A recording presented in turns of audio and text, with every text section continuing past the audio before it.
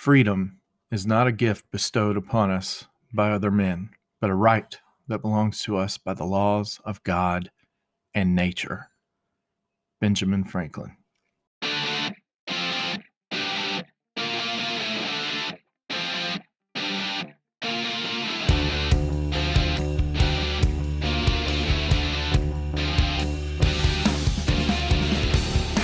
You're now listening to Carolina Conservative.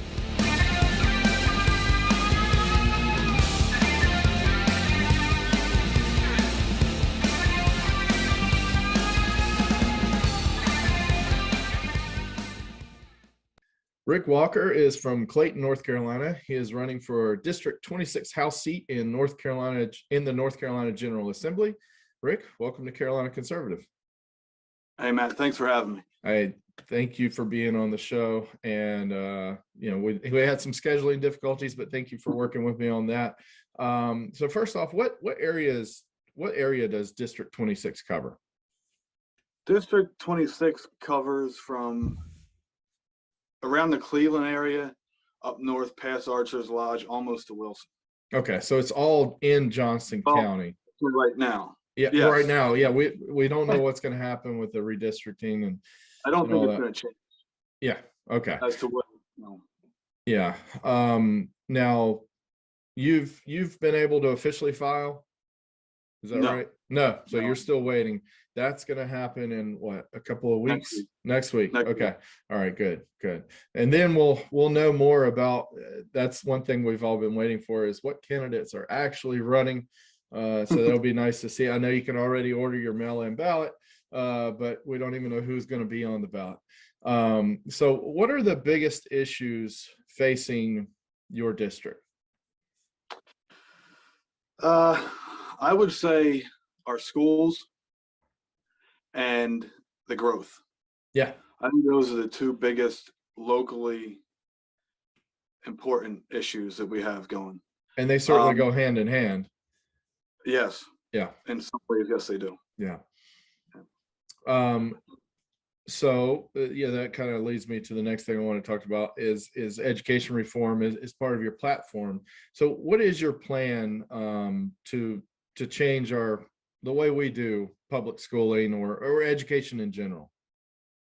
That's a very wide-ranging question, but in a short answer, there needs to be more involvement with parents, with teachers, with representatives, all working together. There just seems to be a huge divide when it comes to that, and that's why nothing seems to get done. I know that's a very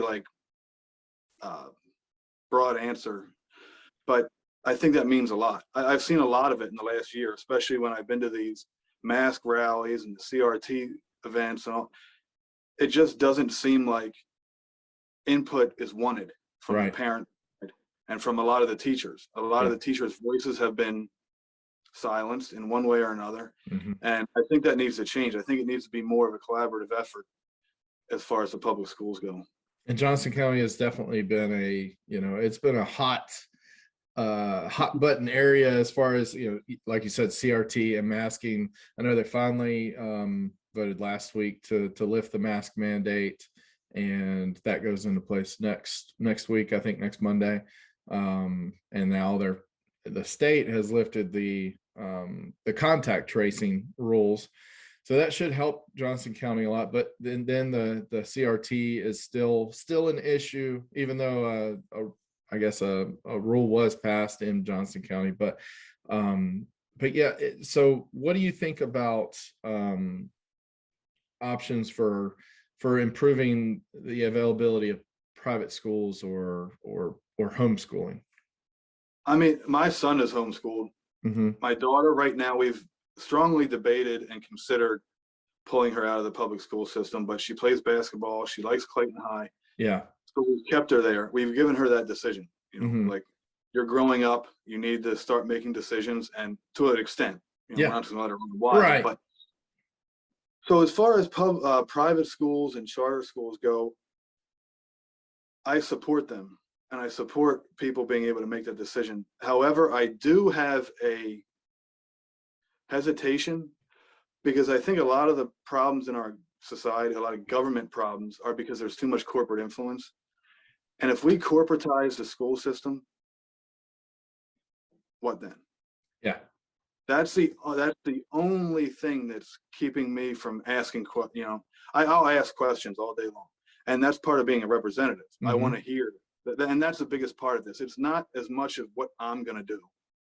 It's what I want to do to help the people for what they want. I mean, that's the whole point behind representative government. Okay. Absolutely. So I don't have something I'm going to sit here and say, this is what I'm going to do.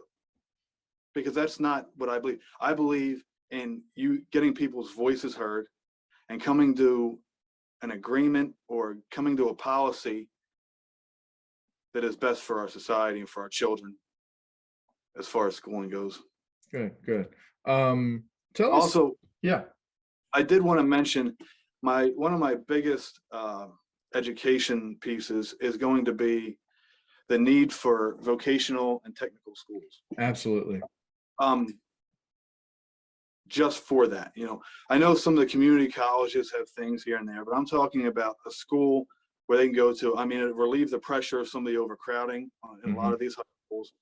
And it's something that a lot of children need, quite frankly. Yes. Mike Rowe is a great voice for this. Absolutely. And I follow him a lot. And I remember growing up, how differently kids were, or how different kids were when they were getting different educations, especially the vocational type. I mean, there's always been a stigma about it.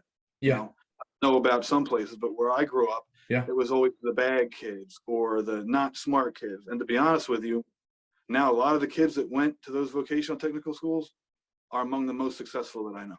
Absolutely. So I mean, there's a big need for that, and I want to push for it. Yeah, I'm a good example of that as well. I have a 2-year degree from Cape Fear Community College in electronics, and it served me very well for a long time. Not everybody, especially at 18 years old, is cut out or meant to go to 4-year college and get an English degree. There's only so many liberal arts degrees majors that we need. We need CNAs, we need LPNs, we need HVAC technicians, we need all, and they're very good paying jobs. Plumbers, electricians, and they're self-sufficient. Yeah. You don't need to depend on a company, right, for your livelihood. You can go out there and start it yourself. As far as, like you said, plumbers, electricians, HVAC techs, whatever it is, mechanics. Yeah, you can go out and do it on your own. So it sets you up to be able to run your own business. Is when you have a dedicated high school for it, there's no extended education. I mean, there's a lot of kids that just don't want to continue the school, school process. They're just not. I mean, I was one of them. I didn't the whole school environment. I just didn't. So when they go to these vocational technical schools, when they get out at 18, 19, whatever years old, they can go right into making a life for themselves. Right. Starting a family. I mean, I'm huge on family. Family is the most important thing in my life. And I think we need to promote pro-family policy. And I think that's a big one because it'll start people having families at a younger age. And I think that's very helpful.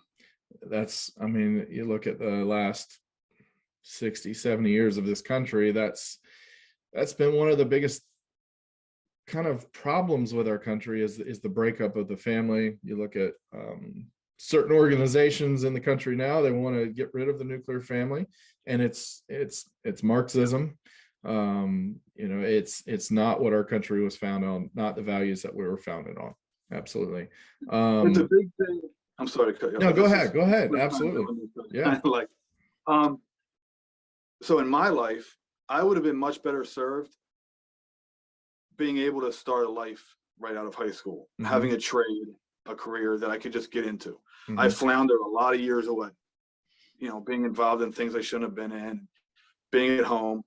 If I would have gotten out of high school, and this goes for a lot of other people, starting a family or starting your life at 20 years old is more productive than wasting a lot of time and all of a sudden at 30, I'm not saying when you do, I mean, I did that. I had my first child at 30, so I'm not judging that. Yeah. Based on looking at my own life and what I would have changed, I think it's very important to start younger and not be involved in certain things and not be open yourself up to be involved. When you have a family, you have goals you want to set. Yeah.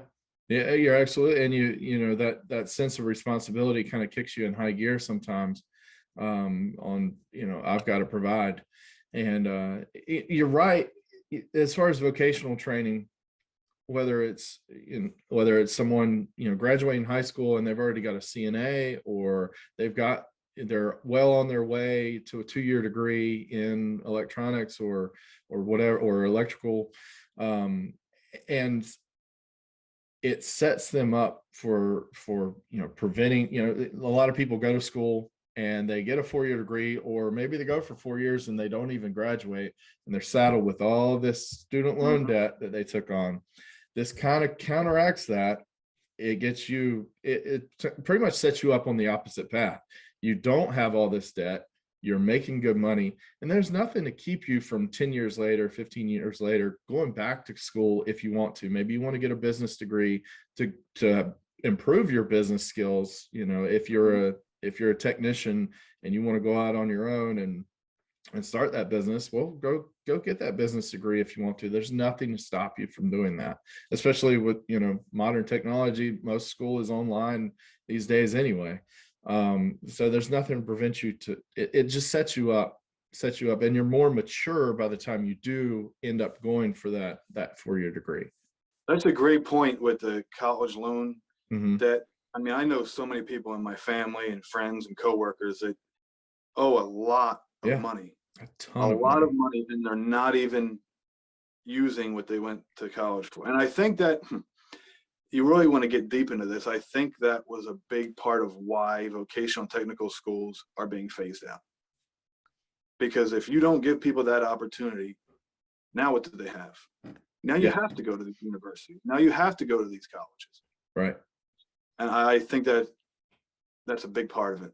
And a lot of these vocational programs that we do have, that, you know, there's a limited number, they have a limited capacity of what they can serve. You know, they don't have an unlimited 1,000 kids can go through this program. It's like 30 kids a semester can go I through think this program. 25 is what I read in the Yeah, Johnson County Community College. yeah, And where is it? It's at a college, yeah, to the university. It's not. right. There's a lot of money behind it. Follow the money, man. Yeah. I'll say that a million times about Yeah. a lot of different things. Well, you just mentioned, we were talking about student loans. Student loans are now guaranteed by the government. They're guaranteed by the government. And when you have a guaranteed loan program like that, why wouldn't universities jack up their tuition? Yeah, they're going to get the loan. It's guaranteed. I'm going to get paid. And if it's guaranteed by the government, who's paying for it? You. Government Yeah. isn't paying for it. Right. The people that are supposed to be represented by the government are paying for it. That's right. That's right. So the corporations, it's all corporatized. And I firmly believe that the majority of our problems in this district, in our state, in our country are because of that. I'm beginning to see that as well. That's something I wouldn't have said 2 years ago, but the way the last 2 years have gone, I can definitely see that. It's definitely the public-private partnerships that have developed in the last 2 years have opened my eyes for sure. So moving on from education, your district is currently represented by a Republican. So why should voters in your district, you know, make that change to you? I'm not a politician. All right. I am sincerely doing this because I believe in a system of governance to represent the people and not some of the things I've just mentioned, corporate interests. Again, you can follow the money there to see what I mean. Okay. My campaign is strictly financed by my family and friends. And I'm only going to use it to spread a message. That's all I'm going to do. There are definitely things that we don't see the same on, the current representative and I. There are things that have been said and decisions that have been made that myself and a lot of other people don't agree with, and if more people knew about it, wouldn't agree with it either. Last March, and sorry, Different. last March something happened, and I don't want to get into the dirt. Yeah, But yeah, absolutely. there has to be a truth to this whole thing, right? We have to tell the truth. I feel that as a representative and a candidate, that's my duty Mm-hmm. to tell the truth. So last March, there was a meeting and there were some questions raised to the representatives that were in attendance about the vaccine and mask mandates. So last March, this is before a lot of this stuff took off, right? Yeah. And the answer that was given by our representative was, if you don't like the mandates, you can go get another job. That set a lot of people off, as it should. Mm-hmm. Okay. That I don't agree with. There's a big, they're concerned with protecting private sector interests. Okay. And that's why it was said. And then when it got, what's the word for it? When people start paying attention and hearing this, there was an automatic switch in the way the politics were being played in Raleigh. So now it's like, we have to change our messaging now. And all of a sudden there was support for a bill that of course had the private sector mandates removed from it. And now there was cover given to where this representative could say, oh, I'm for this, but you just made the statement that they weren't. So now the people can think that that's what is happening. I won't be that way. A lot of people have come to attack me for certain things because they support my opponent or because they just don't like me. But the fact of the matter is, I'm here and I'm telling the truth and I'm being transparent. And that is probably the biggest thing you should expect from a representative. I'm not part of the system, the political system, you know. That's the biggest difference, I believe, in me and my opponent. I also am not backed by special interests, Mm-hmm. home builders associations, Pfizer, these medical, it's there. And I'm telling the truth. Like, Yeah. anything that I say right now, you can go and get proof for, except for the March 3rd thing, because that video has been scrubbed from the internet. Right. So, but what was I saying? Sorry, I forgot. Lost track. You were talking about Oh, how, the special interest Mhm. and not being beholden to them, the pharmaceutical companies and everything else. So growth is another thing yeah, that we were going to talk about a minute ago. I want to go into that. yeah, There's absolutely. Go ahead right a now. huge piece of our population in the district that think growth is out of control. And it is. Nobody seems to be speaking up about it other than concerned citizens. It keeps being pushed at certain levels and nothing's being done about it. I support impact fees. Okay. Now that can be turned around. People say it's a tax. It's not a tax. It's protecting the taxpayers, Mm-hmm. is what I see it as. Because impact fees use, so you have a housing development being built, right? Say with 500 houses. Based on the square footage, you calculate a reasonable impact fee for what that would have on schools, roads, emergency services, and you levy that fee to the developer, who then passes it on to the consumer. Well, people are paying $100,000 more than their house is worth anyway. Right. So if that's the case, that should factor into it, but it's not. It's only to protect these developers from not having to pay to do it. And if there's a need for the developer shouldn't be worried about it, because they're Right. going to sell the Yeah, they're properties going to anyway. sell the house. You know, I firmly believe, and there's a lot of states that do this. Tennessee, I mean, there was a big fight over this in the General Assembly a few years ago, and of course it was defeated in the courts, I believe, but they're kind of tied together at this point, as far as Right. I'm concerned. Yeah. There's a lot of legislating from the benches we've just seen as far as redistricting. So Redistricting and voter ID, same thing.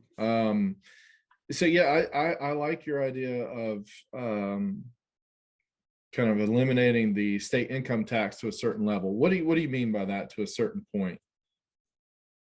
To a certain amount, like if you make less than $250,000, I don't think you should have to pay state income tax. And it's proven in a lot of places, like Yes. I believe Tennessee is, Texas. Tennessee, Florida, I mean, and a lot even of these Oregon. states are very successful, and their people are happy, and they don't need this excessive tax. And another thing that ties in with that is, so on top of eliminating the state income tax, I would like to see more transparency as far as where our tax money goes. I mean, a complete and full audit of the Department of Revenue. Yeah. I don't mean 20 billion for education. Okay, well, I want to see a breakdown of every penny of that 20 billion. Right. And you can dig and dig and dig and maybe find some of it, but it's very hard, and it should be public knowledge. I mean, every taxpayer should get a breakdown of it every single year.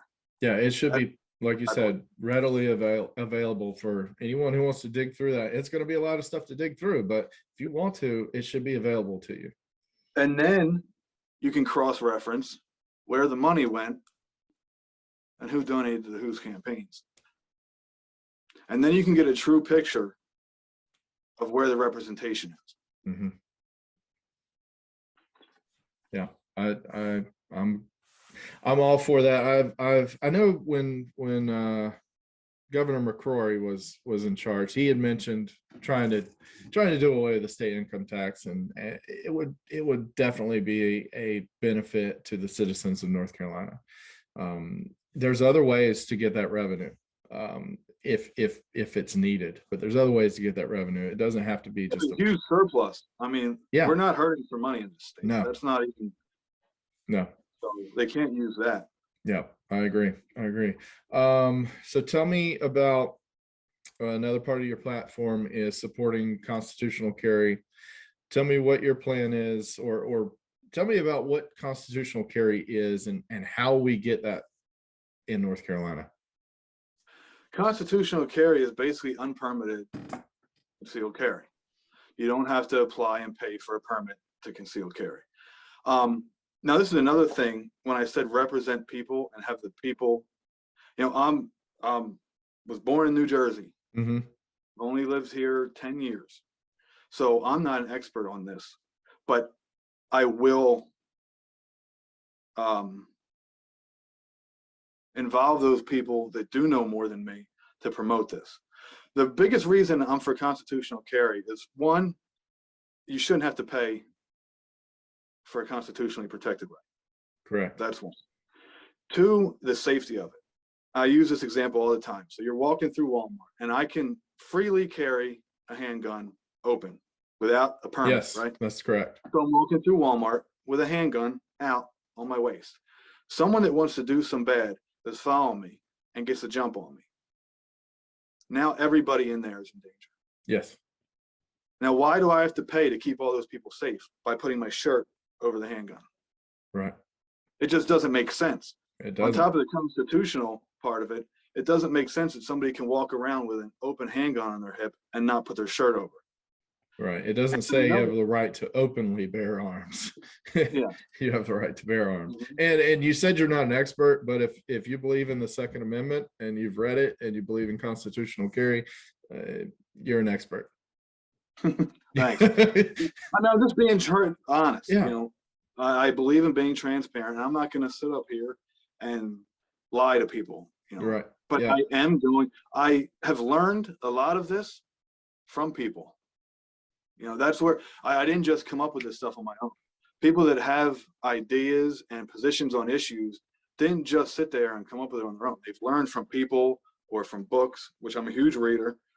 So that's where I get this stuff from. I'm not just going to tell you that I have all the answers. Right. And there's no reason why I believe it. Anybody who says that they came up with everything all on their own or they have all the answers, that's not somebody I trust. Well, there's an elitist part to that is all over our government. Yeah. And it's protected. Yeah. So another reason, I was actually thinking about this earlier. Look at what's happened over the past couple of years. They've shut down our churches. They've forced us to cover our faces. They've tried to force people to get injections that they haven't wanted. What is going to stop them from saying guns are no longer safe? You can't have them. Well, currently the only thing I mean, stopping them is the fact that American citizens own so many guns. exactly. If we didn't, we'd be Australia right now or New Zealand. You know, we would have been hurt massively, and anyone who dared speak up would have been Mhm. locked away. That's a huge factor in why it's happening in other places. Yeah. And why we need to protect our Second Amendment. Right. Right. And you're right. As much as they tried to do, they were still pretty reserved compared to some other countries. You know, Canada, they were locking people up for going to church. They were throwing pastors in jail for holding church service, even outdoors. That one guy, I'm sure you're probably talking about the same guy I Yeah, saw, where they went to his church and they multiple times. several times. Yes, they've drug him to jail, If that kicking. didn't You know, scare people, no, I I know. don't know what would. Yeah, and God bless Canada. They're waking up. The Canadian truckers, I think, are changing the world, not just Canada. So if it happens in America, it happens in America. I don't necessarily, you know, I don't want to have a double standard. I don't necessarily agree with shutting down city streets for protesting, but if truckers want to sit at home and not do their job out of protest, I'm all for that.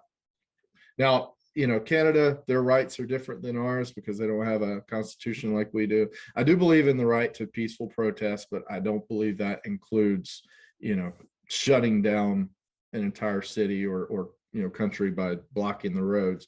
But in Canada, I don't feel that way. They can do that there, as far as I Yeah, it's care. definitely a constitutionally protected Yeah, thing to redress grievances. yeah, yeah, It's in there.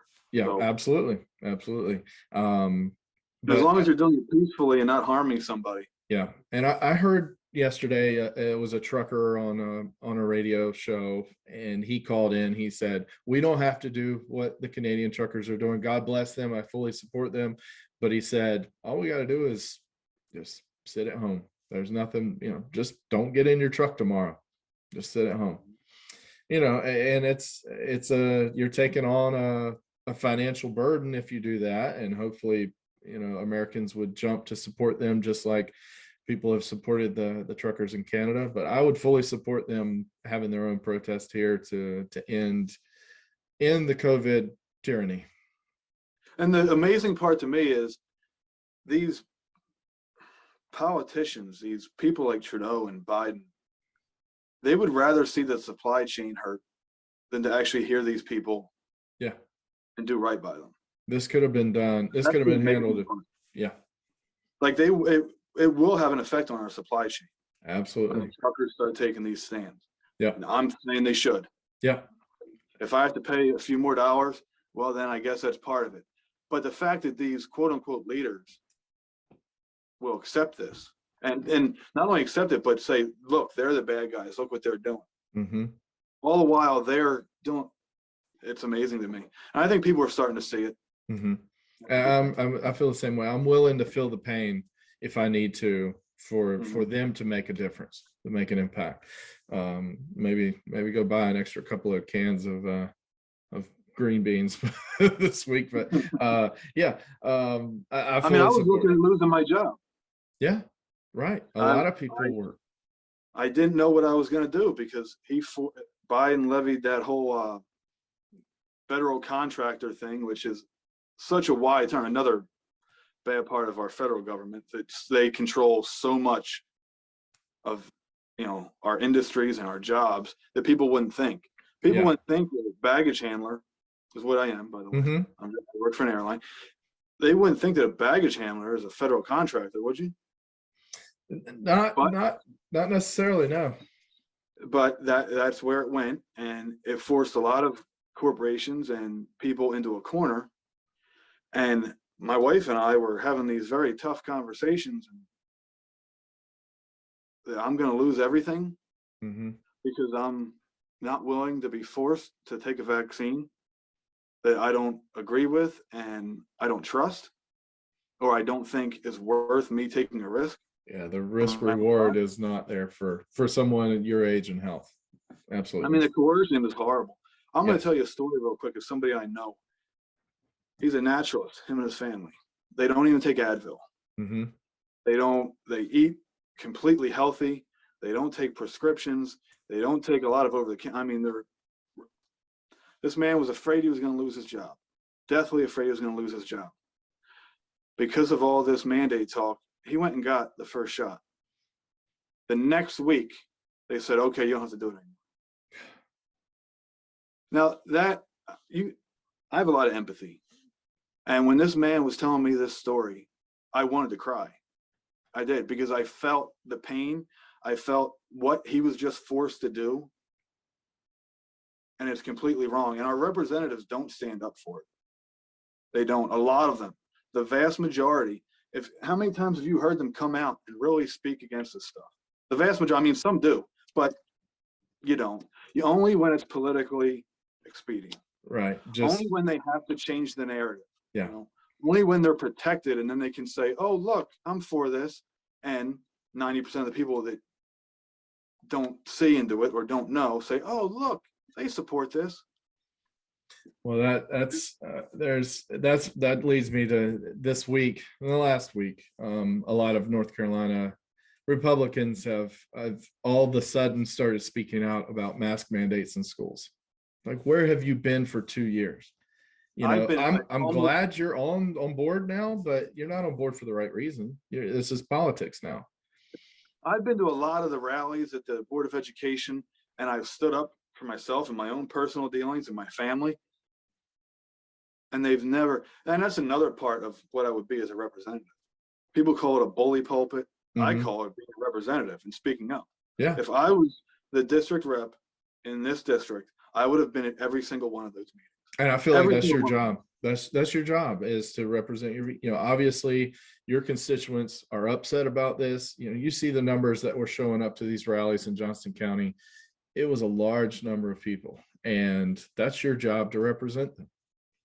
The political class was very upset with Madison Cawthorn. Yeah. Doesn't that make you say why? Right. I mean, they're trying to bury him. You can have your opinions on Madison Cawthorn all you want, right?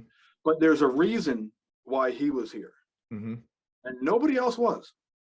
You have Madison Cawthorn from North Carolina, but way outside the district, other side of the state, and then Robbie Starbuck from Tennessee. Bo Hines, I think. Sandy. Yeah, Bo Hines, that's right. And Sandy Smith, I believe. Yeah. So, but nobody right here wanting to step up. I'm in Harnett County, same thing. No Republican, and you would see Democrats didn't necessarily get up and speak at these meetings, but they were there. You knew they were there. Republicans didn't show up. And that's a big problem. Yeah. It's why conservatives believe that we're losing. The difference is these Democrat politicians, they know. That's why the narrative last year was, during those riots when they're burning down cities, mostly peaceful. They never spoke about. Look at the difference between what happened last summer, and this is getting down to but I think needs to be said because our representative said something about this. But when you see all these riots and things happening, and they're mostly peaceful, and January 6th, what happened? I was there. Right, you were there. Yes, I was, and I'll say it. Yeah. I said it before I was going to go. I said it the day I was there, and I said it since. It was not what is portrayed. And then you have all these Republicans coming out saying this is a stain on our country's act of terrorism. You think one Democrat representative would have come out and said that? Because they know. That's one thing those people, the Democrats know, those politicians. When I say Democrats, I'm not castigating Democrats, especially voters. I'm just making a difference, differentiating the representation. Right, Democrat politicians. They know that if they don't do what the people that put them in office want them to do, and say, they're gone. Yeah, they're gone. But we as Republicans just vote for the R. If there's an R, we're pulling the lever. And then we just say, oh well, we're losing because of this. No, we're losing because we don't stand up for ourselves. and we don't stand up for what people want. And that leads to apathy, and that leads to people not voting. And then you have Democrats winning elections. Right. That's one of my big things that I've been kind of talking about in the last year is don't vote for somebody just because they're your incumbent, and don't vote for somebody just because they have an R next to their name. You know, if we have to feel a little pain with a Democrat for 4 years to get a bad Republican out of office, I think we're better off 4 years down the road with fresh blood, because there are some bad do nothing Republicans in North Carolina politics, especially on a national level. But our North Carolina General Assembly has really let me down in the last couple of years. They're afraid, Mm-hmm. is what it is. And HB2 is what started it all. Yeah. I was told by people in Raleigh that they've been emasculated. Mm-hmm. Because they're so afraid of the corporate response that happened. Yeah. Well, do you care what we feel? It's the same thing with the boys playing girls sports. That just went away, right? Yeah. Why? Because they're afraid to push. Mm-hmm. They're afraid of being labeled, and they're afraid of these Amazons and Apples and all of these corporations that are getting kickbacks to come here, Mm-hmm. pulling out because they say that's not right. You need to be more woke, or whatever they want to call it. Yeah. And you need to allow these girls who are boys to play. My daughter's an athlete. I don't want these boys playing with her. No. I don't want her to compete against boys. It's an unfair advantage, and that's what it's about. But it's spun, and then the Republicans get afraid because they don't want a backlash. Well, the backlash happened with HB2, with companies and college sports and everything pulling out. The NBA All-Star game, I think. Yeah, there were several things. Your voters are going to start pulling out. So what, you want to lose your voter, the trust and faith your voters have in you? And because that's going to lead to the Democrat wins.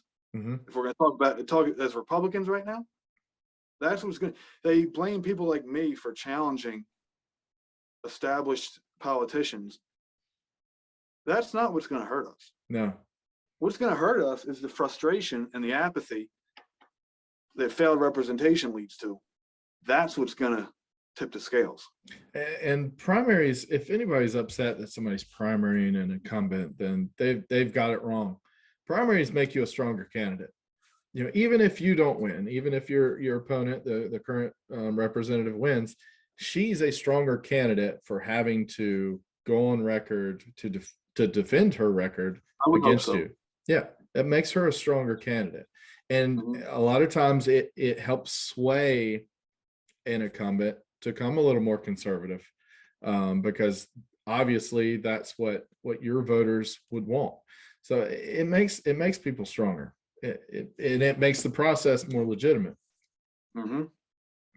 I mean, it's what keeps our country free. Right. Having this opportunity to run for office and to affect change and, guarantee your freedom, all that stuff. And if we start saying that only certain people can be heard and only certain people can run for office based on ideology and based on who you know and where you are, well, right. And the political class is scared. They're scared of just regular everyday people, which is what we're set up to be. It's supposed to be a citizen representation. Yep. What are your thoughts on term limits? I'm for them, but there has to be a big discussion about it, because like I said, with the charter schools and private schools, and having a fear of corporate influence with our tax money and our public education system, or it wouldn't be public education system, but there would be tax money going to these corporations running the education system. So the same thing goes with the term limits. Do we want to take away a good representative? Yeah, I've always felt that way too. That's my So there's one caveat that makes me say, okay, we have to have a discussion about this. And that's what I meant when I compared it to the schools, having the discussion. There has to be a discussion there that if there's a really good representative, I mean, that has on all these conservative scorecards, 95%, and they're loved and they've done 4 terms and now they have to leave. That's something we kind of want to look at.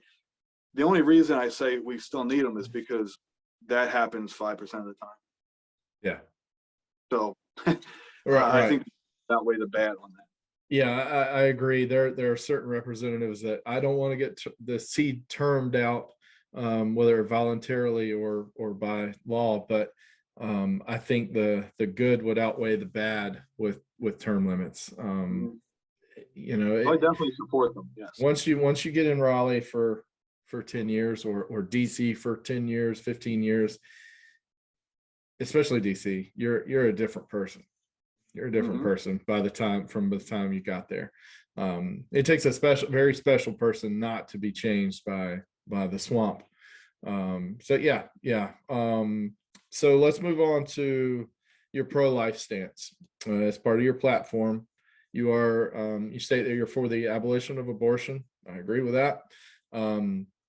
But the statement on your website that interests me was you support pre and post abortion care. So tell me what that looks like. What do you mean by that? All right. I'm going to tell you a story of someone associated with a family member in New Jersey. There was a girl. She was 18 or 19 years old, raised Catholic, raised pro-life, got pregnant. She didn't know what to do. She didn't know how to tell her family she was pregnant. And she decided to have the abortion.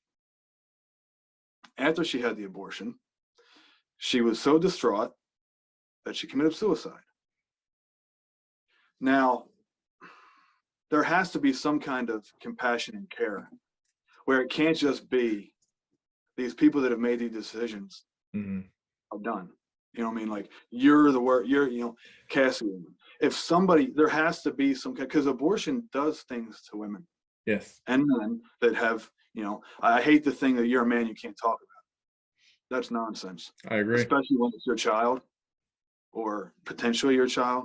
That matters. So when I say pre and post abortive care, I mean pre, meaning preventing, to get to talk to these girls. There's a Love Life organization through my church. I go to Cross Assembly and they have prayer walks every Saturday. That's what I mean by pre. And post, I mean, you have to help these women that are struggling, because especially mentally, because of these decisions. They made a bad decision. They made one they regretted. Well, shouldn't we help them? Yeah. I mean, that girl lost her life because she was afraid to talk about it. And a lot of people are afraid to talk about it to pro-life people because sometimes there's a response that makes them feel even worse than they already did. That's what I mean by that. You know who Greg Brandon is? Yes. I'm going to get really honest with you right now. Really honest with people. That man saved my family. He was an OBGYN that we came across when my wife got pregnant.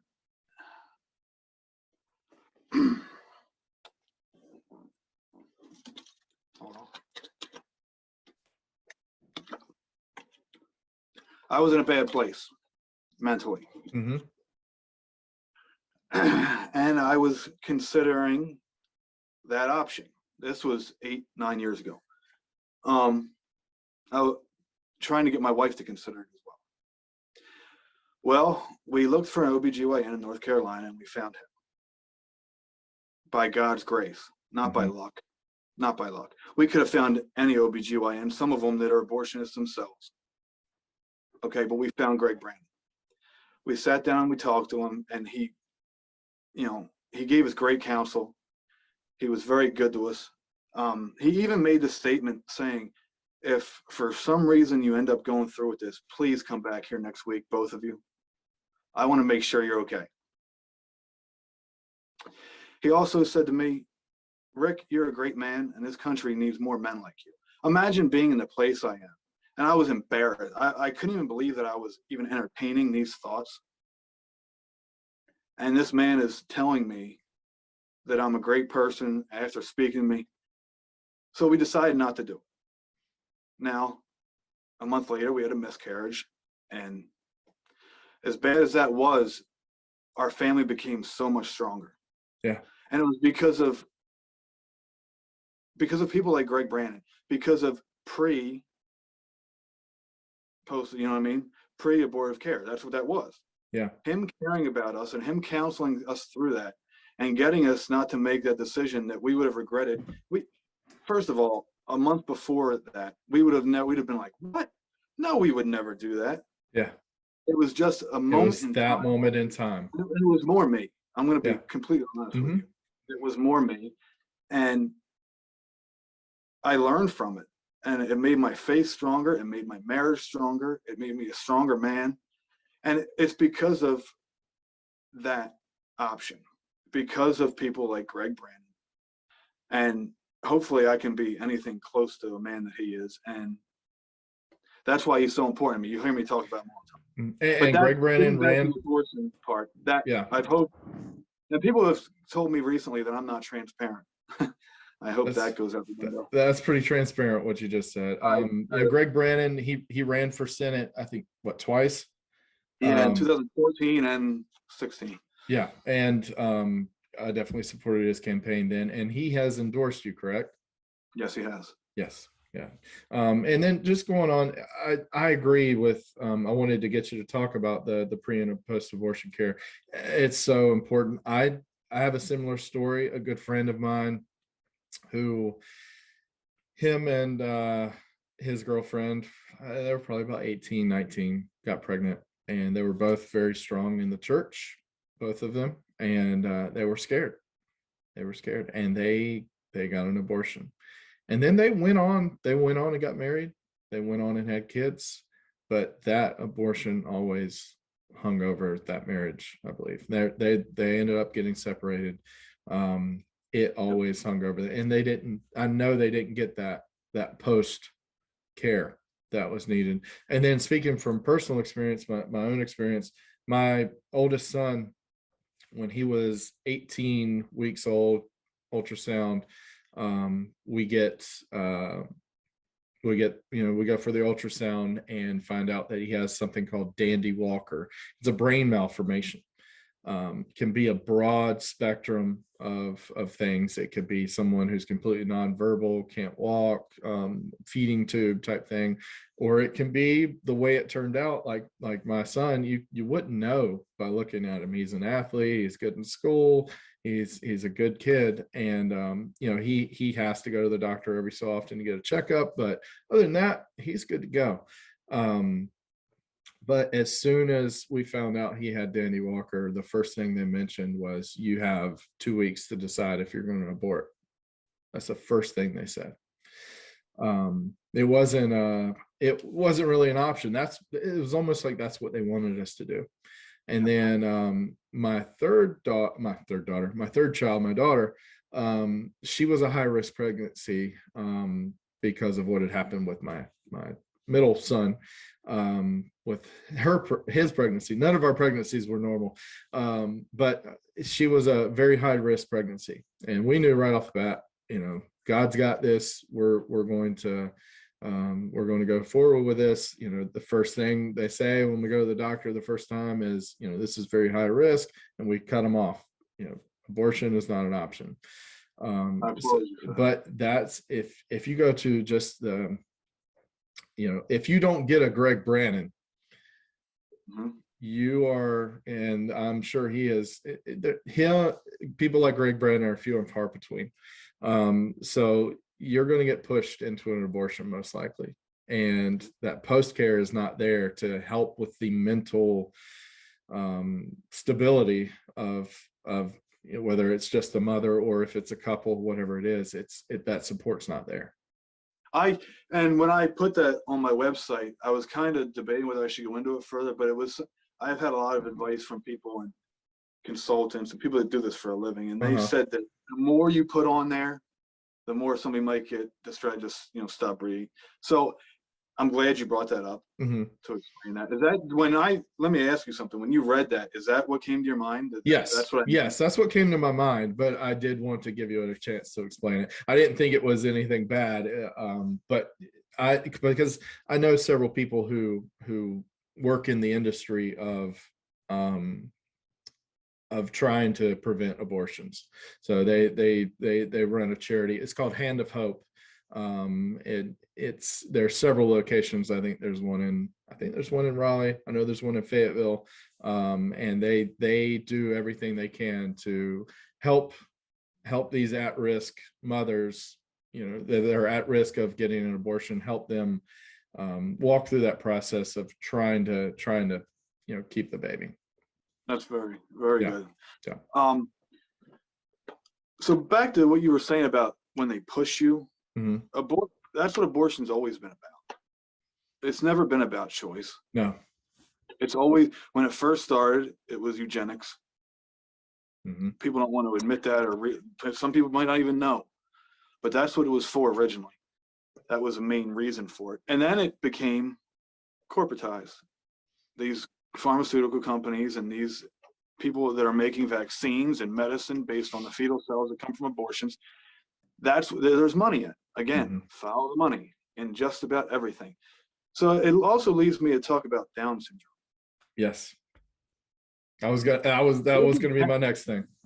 There's a test Yes. that they came out with for Down syndrome. Specifically to The find that. only reason that test came out was to promote abortion. Yep. Because I forget what the stats are on it. I want to say about 85% of the people that find out their children have Down syndrome have aborted. Yeah. And you're right. That's the only reason to run that test. Yep. So it's not about choice. And that's another thing. I'm pro-choice. Yeah.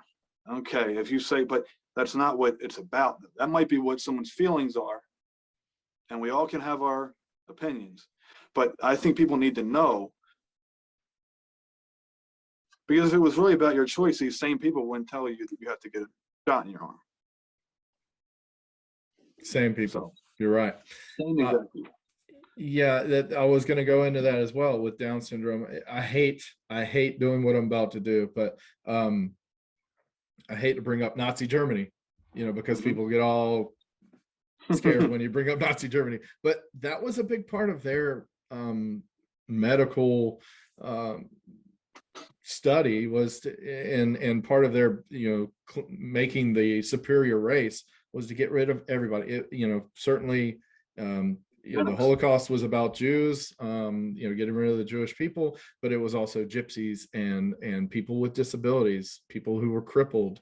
Down syndrome would have been one of those. If you have, send them to the gas chambers. We've got to clean up the race.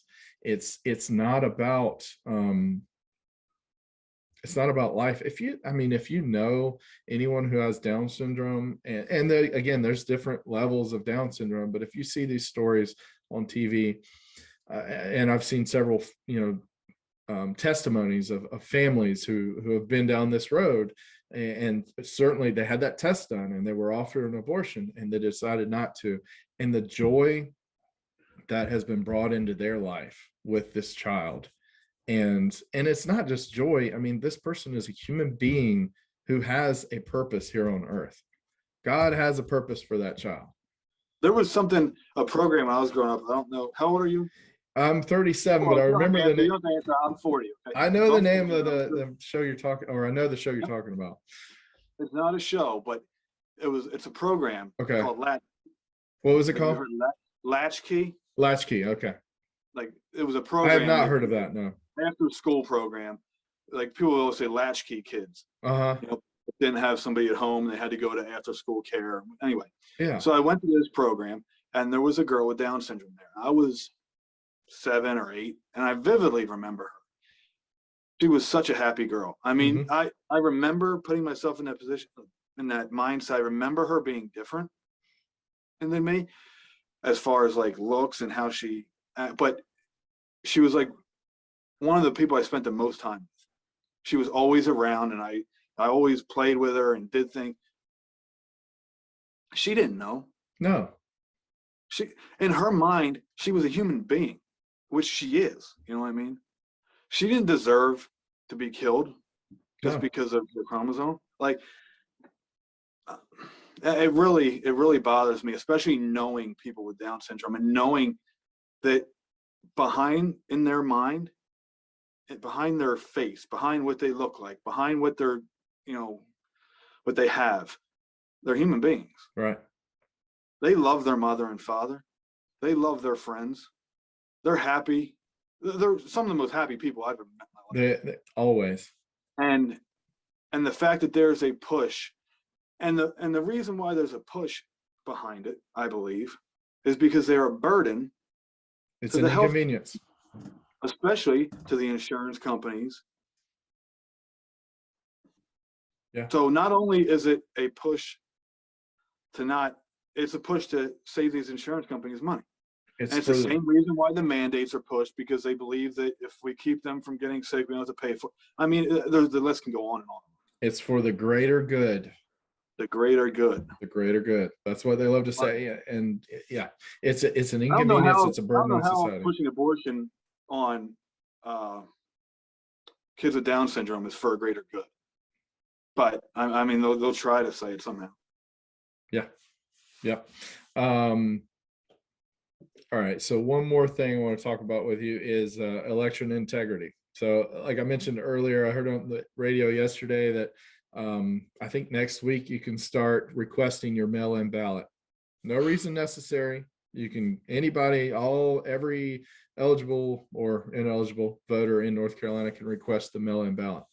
What do we do to fix this? Stop it. Simply stop the mail-in ballot.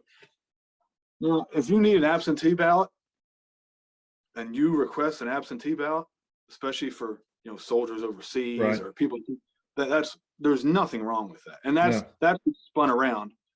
And then Republicans say, oh, okay, we can't talk about it anymore because now we're saying that soldiers overseas can't vote. Yeah. It's not the same thing. But this voluntary mail-in voting thing, election integrity is a very encompassing topic. Okay. I mean, there's a lot that goes into it, and there's a lot of different areas. Voter ID. Yes. A must. Is an absolute must at this point in time. If the government, okay, fine, let's pay for everybody. If you don't have a driver's license and you need a government issued ID to vote, here you go. Mm-hmm. Right?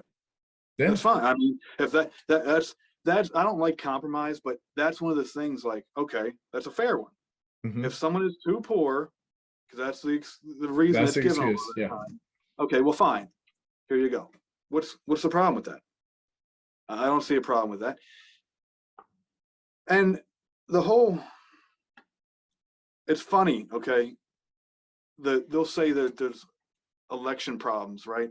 When Donald Trump wins an election, they'll make up I mean, by now we all know the John Durham report, and I've known for years because I was paying attention to what was going on, that it was all sham. There was no Russian interference. There was none of that, but it kept being pushed and pushed and pushed. And now all of a sudden, because people questioned the last election, because of all these irregularities, because of all the things that were happening around the country, as far as state representatives not choosing the election laws, which is how the Constitution lays out that they should be delegated. But now all of a sudden we have no right. You have no right to question it. If you were in DC peacefully protesting, you're a terrorist. Mm-hmm. How much faith in our election system does that actually provide? So it's just a mess. And it's a mess because of the propaganda. A lot of it is because of the propaganda.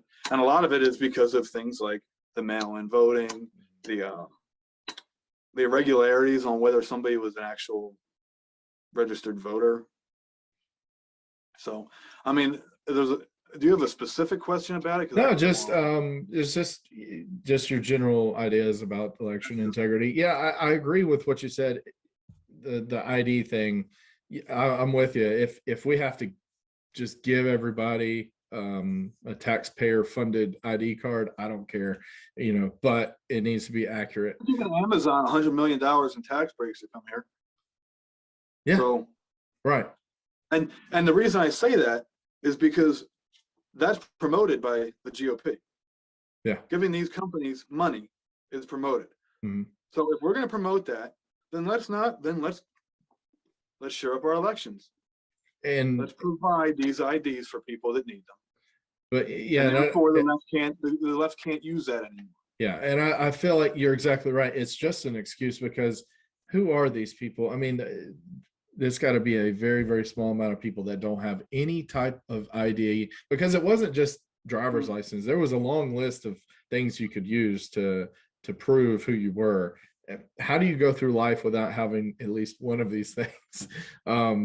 Yeah. So, and you see the I can't remember the guy's name. He did a couple of man on the street interviews, and he did one at a college like Berkeley or something, and talking about voter ID. Is it racist? And all these woke white liberals are saying, yeah, voter ID is racist because poor black people can't get IDs.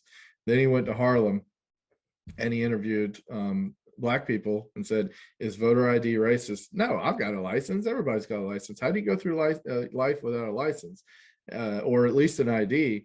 And okay, is it racist to think that black people can't get IDs? Yes, that's racist. I've seen all of that. Yeah. It doesn't make sense. It's all propaganda. It's all noise. It's not doing anything for anybody. We just need to get this stuff done. Yeah. We need somebody that's going to go in there. And even so, if I get elected and I go in there, am I going to be able to change all this? No, not by yourself. There's a very good 99% chance that I won't. But what I can do is affect change. Yes. Okay. I can say Rick Walker beat Donna White. I'm sorry. I didn't want to. You're fine. You're fine. I mean, it's who I'm running against. Whatever. Rick Walker beat an incumbent, a 4-term incumbent. Wow. And this is what he ran on. Why did he win? What did he say? What did he do in order to win? And that's how you affect change. Or when I win and I get there and I'm proposing these things, and there are Republicans that are fighting against it, or they're not being strong, I guarantee you, as a representative, that I will not be quiet. And I think a lot of people in Raleigh know that. And I think a lot of people in the GOP establishment know that. And there's going to be a very, very strong effort in making sure I don't win because of that. Because they know that I'm going to come out and say it, because I'm not a career politician. I want to see change. I want to see us represented properly. And that's the only reason I'm doing this. And that's what we need. We need real people that aren't going to be quiet and play politics. We need real people who are go in there and, if you got to make a scene, make a scene, but get people on record with what they truly believe. If someone's fighting you on some common sense election integrity reform, then we don't need them. I don't care if they are Republican. We don't need them. And you're right. You can affect change that way. You can send shockwaves through the North Carolina Republican Party that where the people that you represent are fed up and we're not going to take it anymore. Yep. And that's a big part of it. It's the biggest part of it. Yeah. There's a lot, not a lot. There's a loud noise coming from a few people, Republican people, that what myself and others are doing is an attempt to destroy the Republican Party. We are trying to save it. We are trying to do the best we can with what we have in order to make sure we're represented. And there's a reason for why all these attacks are coming. There's a reason why people are trying to delegitimize our voices, from many people running for Board of Education. There's a reason for it. And if you get us all in a room in front of people and we all start talking, the establishment candidates and us, and you don't announce who is who, you cover our faces and distort our voices, I guarantee you that we will have more of an effect on those people as far as, wait, you're right. Wait, you're actually being upfront and honest. You're saying what other people won't say. And then when you take the mask off, people are going to be shocked. Mhm. Yeah, No, actually saying what? I'm much more frustrated with the establishment Republican Party than I am Democrats. Democrats, you know what you're going to get from them. I'm not mad at Biden. He's doing everything he said he was going to do. Actually, he's doing less than he said he was going to do. Yeah. Democrats are pissed at him because he won't get rid of the student loan debt. But yeah, I'm not mad at Biden. He's doing exactly what he said he was going to do. I'm mad at Tom Tillis. I'm mad at Richard Burr for doing nothing. And not to say they have a lot of power right now, but 6 years ago And they guess did. who primaried both of those guys? Greg Brannon. And guess who the biggest, guess who launched the biggest attacks against Greg Brannon? The GOP. The GOP. I mean, there's evidence. If you open your eyes, you can see what is happening. The Mitch McConnells, the people in the General Assembly, they all promoted Tillis, especially in the primary when Tillis was coming from the General Assembly and Greg Brannon was just coming into politics as a OBGYN constitutionalist Tea Party. Greg was endorsed by Glenn Beck, by Rand Paul, by Mike Lee, all these strong conservative, and then the establishment did everything they could to destroy him. He has a saying that he says often, that I've had a lot of arrows in my back. And I've had some up here, but the ones in the back are from the Republican Party. Right. Right. Yeah, True. they don't take you in the front. Rick, is there anything else that you want the voters in your district to know about you before the primary? I want them to know, I want you all to know who are watching this right now, that I say what I mean what I say. I'm here to represent the people. I'm not there to be powerful. I'm not there to support any interests. I'm there to do what's right. And I think we can be represented properly. I think we can control the growth in this county to a point where the quality of life and the burden on the taxpayers is not more, or is not hurt because of supporting development.